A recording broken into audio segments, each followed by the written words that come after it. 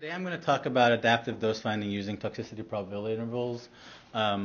This was a methodology that we developed when I was at MD Anderson with my co-authors Yuan Ji and Yisheng Li. I was not the primary author on the methodology. Yuan Ji is the primary author, but we all collaborated on the method. And what I really want to do here is talk about how we got to the place of developing the method, because there's actually a really nice backstory about it, and also understanding what the standard is in phase 1 clinical trials, and how what we've tried to do is find a middle ground between the standard algorithmic 3+3 design and the model-based approaches to provide something that is more palatable to clinicians and actually has wider uptake than typical model-based methodologies. So the first thing is we need to just overview phase 1 clinical trials in oncology. The outline of talk will talk about phase 1 clinical trials in oncology. We'll overview some of the common methods, 3+3 design and model-based alternatives. Give an overview of the TPI method and the modified TPI method, and then talk about implementation and software, and give a software demonstration, and then give some concluding remarks. So first of all, when you're doing a phase 1 clinical trial, so typically these are dose-finding studies. They're usually K doses, where the doses increase in amount of drug given, and we can characterize that by D1 greater than D2 all the way to DK. And what we're trying to do is find a dose that has an acceptable level of toxicity. And there's some underlying assumptions that the probability of toxicity increases with dose. I mean, that's a basic underlying assumption, and it's explicit. There's also an implicit underlying assumption. And that implicit underlying assumption is that as you increase the dose, your probability of response also increases. So a higher dose is worse because it's more likely to cause toxicity, and at the same time, a higher dose is better because it's more likely to have anti-tumor activity. So what we're trying to do now is balance between these two factors, where you want to go up, but not go up so much that you cause too much toxicity, yet have some level of activity such that you're benefiting the patient. So there's a lot of practical considerations associated with phase 1 oncology clinical trials. It's possible that you've selected your doses in such a way that no dose is safe. The maximum sample size is usually very small, so it's hard to get precise estimates of what the best dose is. There's really little known about the dose toxicity curve, and so there's very little known about the relationship between toxicity and the amount of dose you're giving. Patients are typically heterogeneous. So when I was at MD Anderson, I was involved in clinical trials where you would have multiple disease types all enrolling in the same phase 1 clinical trial, under the assumption that the toxicity profile of the drug will be the same irrespective of the underlying disease associated with the patients. Another factor that you have to take into account is that these clinical trials can take weeks and even months to evaluate toxicity. So you may have a situation where you would want to treat a patient for as many as 6 weeks. Typically the window is anywhere between 2 and 4, but it can be as many as 6 weeks. And I was involved in some clinical trials where the window was actually as wide as 3 months. And one of the other things that when you're evaluating toxicity, the number and types and severity of toxicity vary quite a bit. And so you could have toxicities that were irreversible and life-threatening, and at the same time you could have reversible toxicities that once you remove drug, the patient would recover. But all of these quantities could be considered toxicity.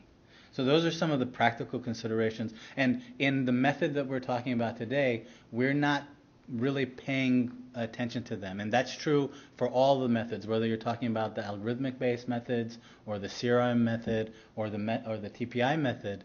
we're really not paying attention, except for probably the first two, about these particular issues, because there is so much variability in terms of the patients. You really try to come up with a method that, on average, is going to get you the right answer. And so for ethical reasons, doses must be selected sequentially for small cohorts of patients. Because we don't know the dose toxicity profile of the patients, you have to enroll patients sequentially, starting at a low dose that you think would be acceptable and safe, and then increase cohorts of patients, usually in cohorts of size 3, to subsequent higher doses. And if you weren't to do that, you could end up in a lot of trouble in the sense of, let's say, for example, if you randomized across doses and ended up giving patients doses that could potentially kill them, that would not be a good thing. So we typically do dose escalation sequentially, starting at a low dose, and then increase to higher doses.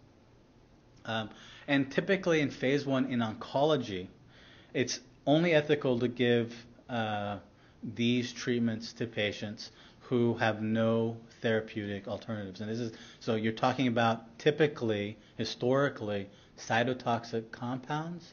These compounds have really bad effects. In phase 1, there is no guarantee of efficacy, and so even when you look at the informed consent forms, the patients are, if they read their informed consent and understand them, they should recognize that there is no guarantee of effect. That we're really trying to characterize the dose toxicity profile of the drug so that we can go into phase 2 studies and try to have some efficacy based on the phase 1 results.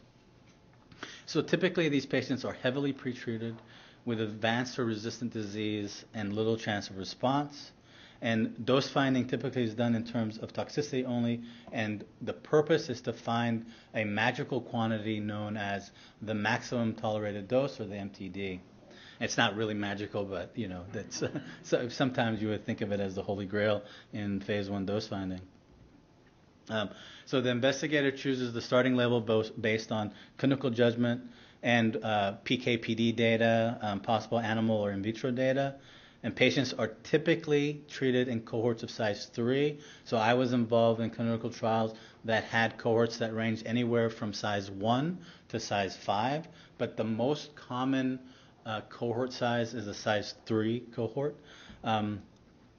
Escalating and de-escalating is done using sensible rules, and there's really 2 ways of doing this, and we're going to get into that a little bit later. And the lowest dose, if the lowest dose is toxic, we typically stop the trial, or in some instances, we might enroll patients at a lower safety dose, or even a couple of lower safety doses, based on what we observe at the starting dose. So now that I've given you a little bit of background in phase 1 in oncology, I want to now talk about the 3+3 design. The 3+3 design is a design that falls under the family of up and down designs. The original up and down design actually was developed in destructive testing of explosives. And so it was actually used as a step-up, step-down procedure. And really what you attempted to do was find, there were some sensitivity parameters, let's say conditions that could change that as you escalated would lead to a more likely event of, let's say, for example, an explosion, an unwanted explosion. So you're trying to vary the conditions so that you don't have those things happening. And so they would do these up and down designs to try to find where the safety zones were. Then at some point, I think probably in the 1970s, 1980s, they started applying the methodologies into phase 1 clinical trials in cancer, where the purpose was to try to find a dose that was optimal. It's algorithmic based. I mean, it's really, if I see this, then I do this. It's easy to understand and easy to implement. And so here's an example of a typical 3+3 design. And when I say typical, there are really multiple flavors of 3+3 designs, and most people don't know this, but there are actually about 3 or 4 different ways of doing these designs. And so this is the most common one. And one of the things you should also know about the 3+3 design is that it's in about 2006, for about a month, we would have these protocol review committees, and I would sit in those meetings and count how many of the phase 1 designs were model-based at MD Anderson and how many were 3+3 designs. Over 90% of the clinical trials at that time used this relatively simple algorithm. The algorithm is as follows. If you enroll 3 patients in a clinical trial, if you see 0 out of 3 patients with toxicity over the time frame in which you're evaluating them, then you escalate to the next dose. If you see 1 out of 3 patients with a toxicity, then you will treat 3 more patients at the same dose. And if you see 2 out of 3 or 3 out of 3, you stop and you choose the previous dose as the MTD. If you are in the second bucket where you saw 1 patient in the first cohort of 3 and you enrolled another cohort of 3, and you saw 0 out of 3 in the second cohort, so this is the 4th line down, you would be willing to escalate to the next level. If you saw a total of 2 out of 6 patients, so that's the second to last bucket, then you'd stop and choose the previous level as the MTD. And if you saw more than 2 out of 3, you would stop and choose the previous level as the MTD. This is a simple algorithm. This is what's used at the time, and I'm assuming that it's probably not changed that much since 2006. But this is the algorithm in which most phase 1 clinical trials in oncology are choosing the dose in which patients in subsequent phase 2 and phase 3 studies are being assigned. And there's a lot of excuse me. It's not letting me go. Okay, there we go.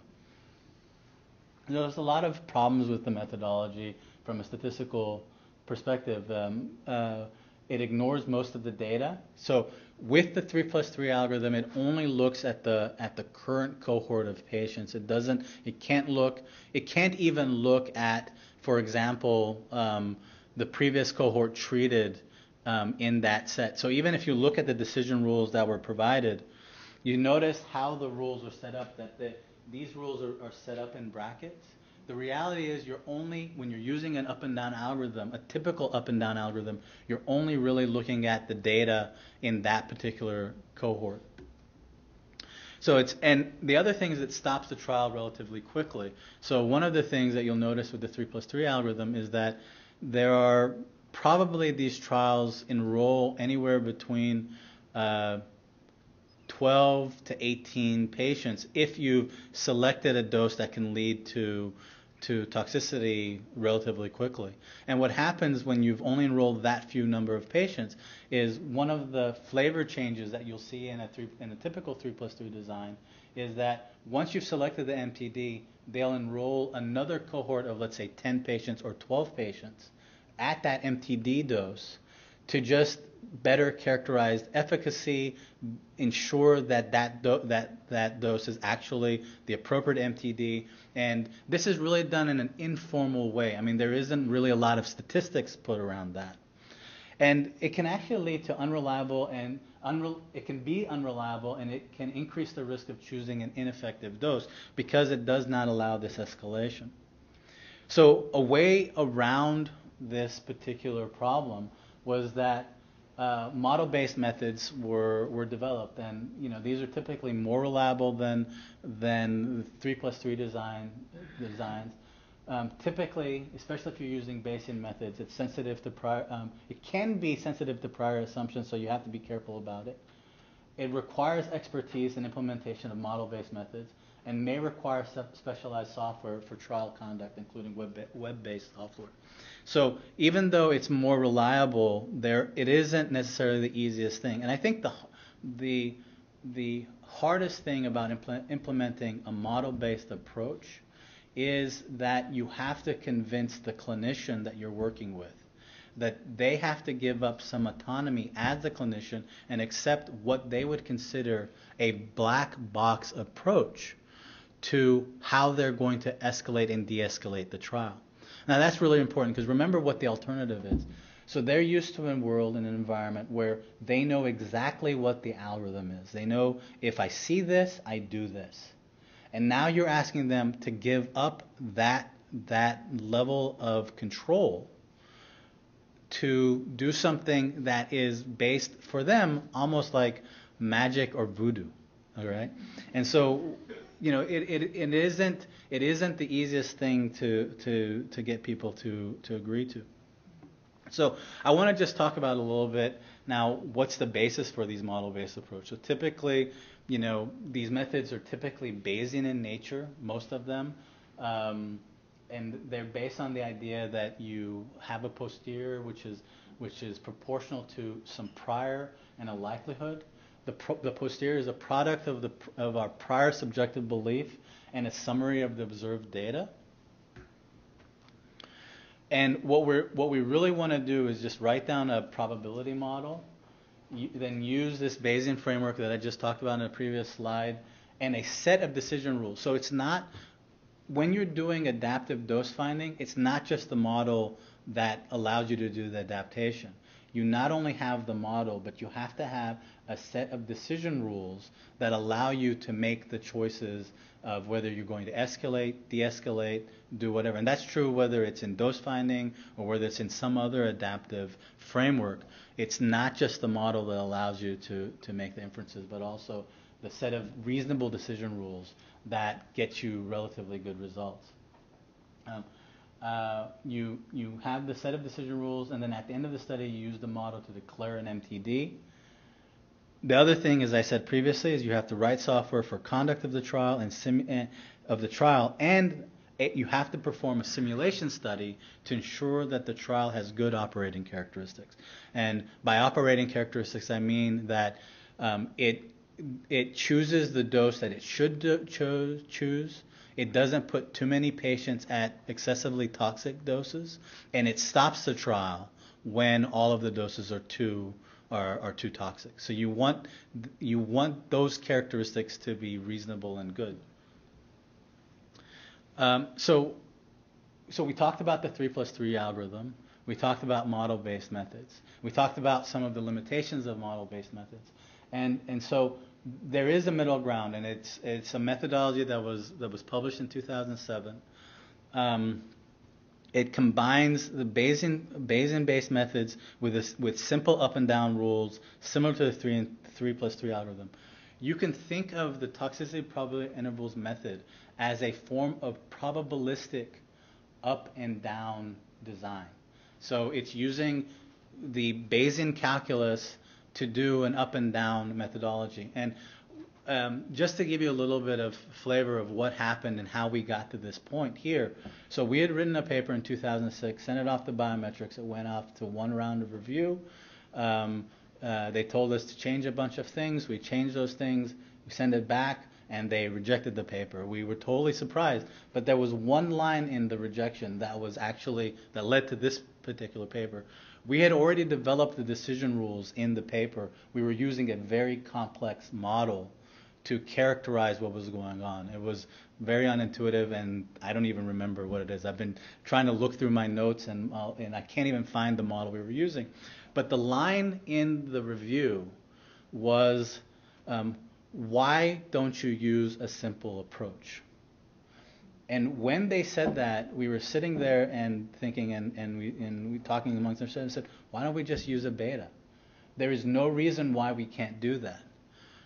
Now, the reason why we could use a beta is because when you look at the decision rules that are being used, the decision rules are compartmentalized within each of the doses.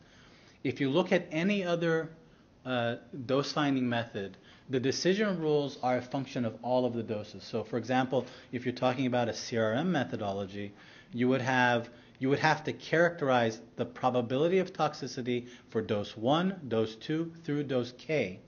And then you would have to define a decision function, usually a distance from some target probability, And you would then say the next cohort of patients or the next patient will be assigned to the dose that is closest to, or that minimizes the difference between the current estimate of toxicity at a given dose and the target. So that's the typical algorithm that's used in most methodologies, that you characterize the probability of toxicity across all of the doses. You estimate some distance metrics from a target. You find the dose that minimizes that distance metric, and you assign the next cohort of patients to the dose that minimizes that distance metric. What we were doing is we were compartmentalizing everything within dose, and it was within that particular dose, you just said, what is the dose telling us we should do?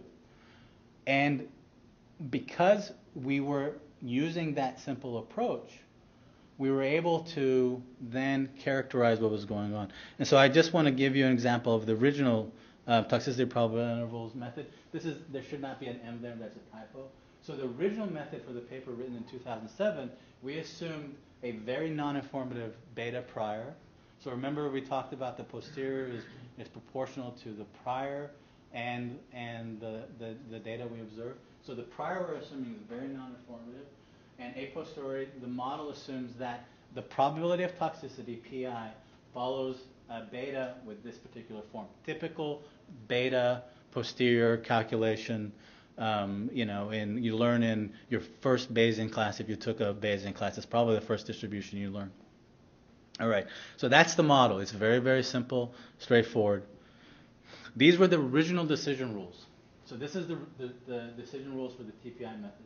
And really what it did, and remember what I said, is that we weren't checking across all the doses. We were looking at a given dose, these particular probabilities. And we calculated three things. We calculated the probability of escalation, which is characterized by the first quantity in the first row. The probability of staying at the same dose, which is characterized by the second quantity.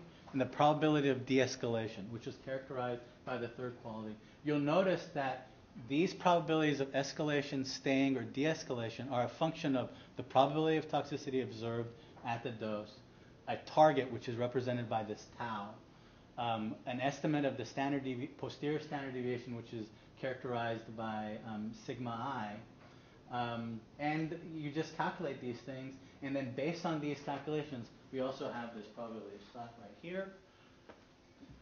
You calculate these things,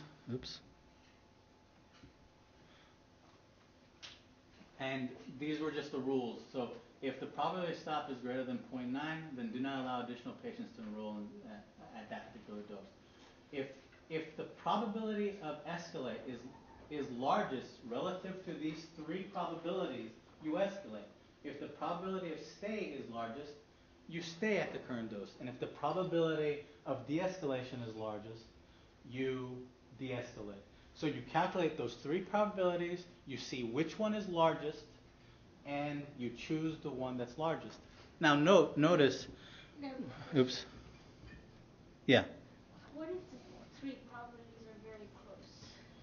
Well, they typically will not be different, but if, let's say, for example, they were exactly the same, well, they wouldn't be exactly the same, but let's say, for example, if you had stay and escalate, you would do the conservative thing, right? I mean, so sometimes there are things like that where you just have to, use common sense, and that's why I said you have to have, it's not just the model, but also reasonable decision rules.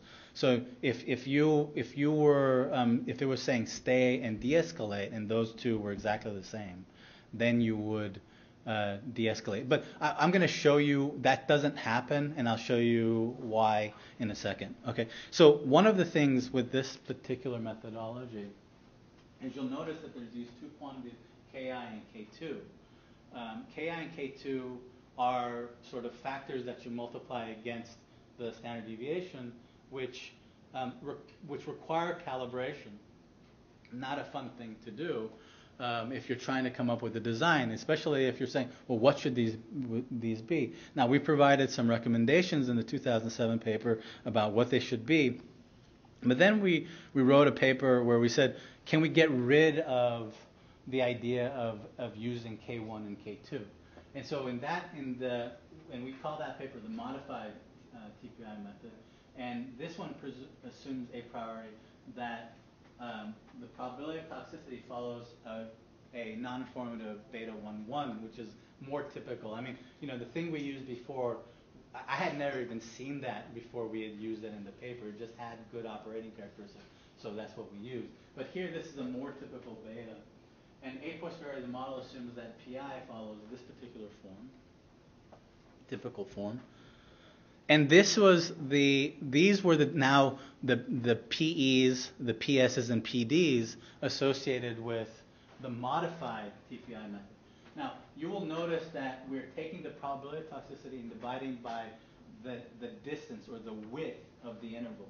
It turns out that this particular methodology, although it looks ad hoc here, you can show that it follows a decision theoretic framework where the loss associated with making the wrong decision is one of these three quantities. But I'm not going to go into the algebra. It's actually really straightforward. If you read the 2010 paper, you can see that it makes sense. I actually went back and read it a couple of days ago just to make sure. And so it's perfect. I mean, if I can do it, anybody can do it. And it shows that this methodology, the nice thing about it is that it does not require you to pre-specify the K1s and the K2s, nor is it now a function of the standard deviation. In the simulation studies that we performed in the sensitivity analysis, it turns out that if you use these epsilons between 0.05 and 0.2, the operating characteristics of the methodology were very similar across the different choices. So for example, if I chose 0.05 for epsilon 1 and 0.05 for epsilon 2, or 0.2 for epsilon 1 and 0.2 for epsilon 2, the operating characteristics did not change appreciably in those cases. You'll notice that the probability of stop hasn't changed. It's the exact same probability, and this is the same decision rules. So here in the modified, yes. I have a question. That's actually a comment back on the previous slide. Yeah, I sure. think you can always get a physician to tell you, well, what's your target level of toxicity? Yeah, and I didn't go into that, right. And you can always get you probably can get the physician to say, how close do you want to be to that target? Right. And that's the epsilon 1 Sure, and the epsilon 2. So there's no black box. Right, exactly. So and I didn't go into that. So you can, I was going to talk about it later, but thank you for bringing it up. So yes, you can, you always get the clinician to tell you what the target is, and so the targets can range from very low as 15, 17%, to as high as 35% if the toxicity profile of the drug looks pretty clean and there's really not that much concern about it. So let's just go. Now there are some people say that there are some limitations to this, and I've heard multiple statisticians that say that these are the limitations. They don't like it. Toxicity rates are modeled independently. This is true. You only estimate the dose response curve at the end of the study. That is true. And you need to define epsilon 1 and epsilon 2. Well, the reason why we ended up modeling this separately was, remember where we started before. We wanted to do something straightforward and simple that could be implemented. And it turned out that when you're using this methodology, you have software. We have a software available in Excel and also in R. You just define the maximum sample size, probability of stopping the probability of stopping threshold, your target toxicity, and then epsilon 1 and 2. Once you've defined those quantities, you can run the software. In Excel, it does not allow you to change the probability of stopping threshold. So typically it's set at 0.95 in Excel. In the R software, you can change it. I've recommended to Cytel. I know that Cytel is working on incorporating this methodology in one of their packages, and And they're going to allow for changing the threshold. But the beauty of once you've defined the target, so you go to the clinician and you ask them, so what's the target toxicity that you'd be willing to live with? You would define this quantity. You would also say, again, as Jim was saying, how far away do you want to be from that? And typically, they would say anywhere from plus to minus 5 to maybe plus minus 10 or even plus minus 20, but typically it's plus minus 5. And then once you put in all that information, you get this output right here. And this is actually just tells you what the decision rules are. So if you look at the y-axis, that's the number of toxicities that you've observed at a given dose. And the x-axis is the number of patients treated at the current dose. And you can look down and you say, if I've treated, let's say, one patient, and I saw 0 toxicities, you'll notice it says an E. E means you can escalate. If I've seen 1, it says D, which means you should de-escalate. So if you decided to do a trial with cohort size of 1, and you saw 1 toxicity, it says this is too toxic. It makes perfect sense. It's reasonable. Now, typically, like we said, the cohort sizes are 3. Well, there's a total of 4 outcomes that can happen where the cohort size is 3, and that is you could if you saw 3 toxicities, the method says you cannot come back to this dose. That's why there's a DU. It says de-escalate and never return. That's what the U means. But if you saw 2 out of 3, it says de-escalate, but you can return. 1 out of 3, it says stay at this dose, and 0 out of 3, it says you can escalate. Now, the methodology is cumulative. So let's say, for example, you de-escalated and came back. You wouldn't ignore the data that you already accumulated at that dose. You would just say, okay, now I have, let's say, 6 patients, and there's a bunch of decision rules for 6 patients. So when we started presenting this to clinicians, they could see exactly what the consequences of their decision making was. And so it didn't feel like a black box to them anymore. And so they were more open to the implementation of the methodology and to the use of the methodology. And so you can see this. Now, there have been multiple permutations of this. So for example, one permutation is that you may start with a 3+3 algorithm, get a particular dose, and then use this for that extra cohort of 10 patients or 15 patients to make these decision rules. It's a lot more systematic than what was being done before. And so that's one particular flavor. Another flavor might be that if you have information from, let's say, another study, you might instead of using the non-informative priors that we talked about, you may use informative priors, and it allows you to now come up with the same kind of decision rules, but in a setting where you've used informative priors to be able to make these kinds of decisions. And it's very, very simple and straightforward to use. I'm going to try to escape out of here and see. I've actually put the software here. So you can see here's a case. You'll notice there's a little happy face there. So it's very easy to download the software and get it. And again, I'm not promoting the software. If East is going to put it in, I would love to see it there because I think there'll be even more uptake. But you can see you push the little happy face, it comes up with that same window I showed in the slide. You can start and say, well, I want 30 patients in my study. Probability of toxicity, 15. And epsilon, I'm not going to change that, and then I'm just going to hit this. And you see it just fills it out like magic. Okay. So does this make no assumptions in terms of the cohort size? No, it doesn't, because it gives you everything. Yeah, so could you effectively, if you had 3 in the cohort, say, I only want to go to look at 1 more, 2 more? Yeah, I mean, you can. I mean, you would. Typically, when I've done that, there have been decision rules associated with why you would vary the cohort size. So I mean, but there's no reason why you couldn't do it. And so this provides everything in terms of all of the setting. Now, yeah, go ahead, Jim. Yeah, 2 things. One is once you get the table, is there simulation Yes. to study the operating. Yes, there is. Thank you very much. I only went. So there is a simulation part of it. You can see right here. It shows 10 different scenarios. So typically you want to have scenarios where you want to have at least one scenario where all the doses are too toxic. You want to have a scenario. So this is a case where there's 8 dose levels. That may actually be quite excessive. I'm not changing it here, but that's typically not the case. That's a lot of dose levels.